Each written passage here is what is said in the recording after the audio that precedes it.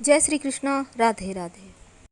रक्षाबंधन का पर्व वैसे तो हर वर्ष श्रावण माह की पूर्णिमा को मनाया जाता है और इस दिन बहनें भाई की कलाई पर राखी बांधती है और उनकी लंबी उम्र की कामना करती है और इसके बदले में भाई अपनी बहनों को उनकी रक्षा का वचन देते हैं। भाई बहन के इस प्रेम का प्रतीक रक्षाबंधन का त्यौहार इस बार 11 अगस्त गुरुवार के दिन मनाया जाएगा। तो रक्षाबंधन का त्यौहार इसलिए भी खास है क्योंकि इस बार त्यौहार रवि योग में मनाया जाएगा। और अगर हम रक्षाबंधन के बारे में दो शब्दों में जानें तो मान्यता ये कहता है कि भगवान श्री कृष्ण ने जब शिशुपाल का वध किया तो उनकी बाएं हाथ की अंगुली से खून बहने लगा।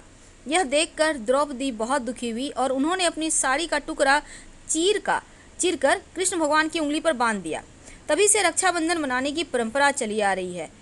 रक्षाबंधन वैसे तो श्रावण माह की पूर्णिमा तिथि को मनाया जाता है और 11 अगस्त की सुबह 10:38 से प्रारंभ होकर शुक्रवार 12 अगस्त की सुबह 7:05 तक पूर्णिमा तिथि रहेगी।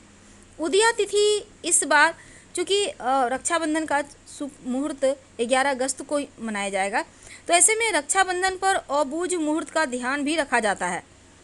तो राखी बांधने का शुभ मुहूर्त सुबह 9:28 से रात 9:14 तक रहेगा और सुबह 5:48 से 6:53 तक रवि योग है। शाम 6:55 से रात 8:20 तक अमृत योग है। तो रक्षाबंधन के त्यौहार में भद्रा का विशेष ध्यान रखा जाता है। तो रक्षा बंधन में शास्त्र के मुताबिक भद्रा काल में राखी बिल्कुल भी नहीं बांधना चाहिए।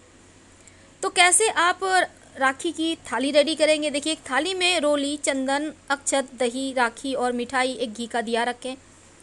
पूजा की थाली से पहले भगवान की आरती उतारें, फिर भाई को पूरब दिशा की तरफ मुख करके बैठाएं। भाई के माथे पर तिलक लगाएं, फिर रक्षा सूत बांधें और भाई की आरती करने के बाद मिठाई खिलाएं और उनकी लंबी उम्र की कामना करें।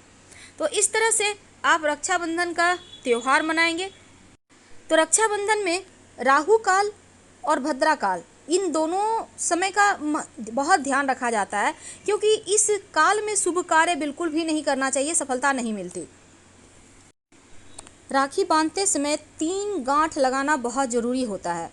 मान्यता है कि राखी की पहली गांठ भाई की लंबी उम्र के लिए, दूसरी गांठ खुद की लंबी उम्र के लिए और तीसरा गांठ भाई बहन के बीच रिश्ते के दीर्घायु होने की बांधी जाती है।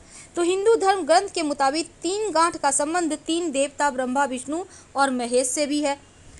तो शुभ मुहूर्त के बारे में आयुष्मान योग, रवि योग, सौभाग्य योग, शोभन योग, तमाम शुभ योग के बारे में डिस्क्रिप्शन में हम विस्तार से दे देंगे, आप जरूर एक बार देख लीजिएगा। फिलहाल विदा लेते हैं। जानकारी अच्छी लगे तो लाइक कर सब्सक्राइब करें। हर हर महादेव। धन्यवाद।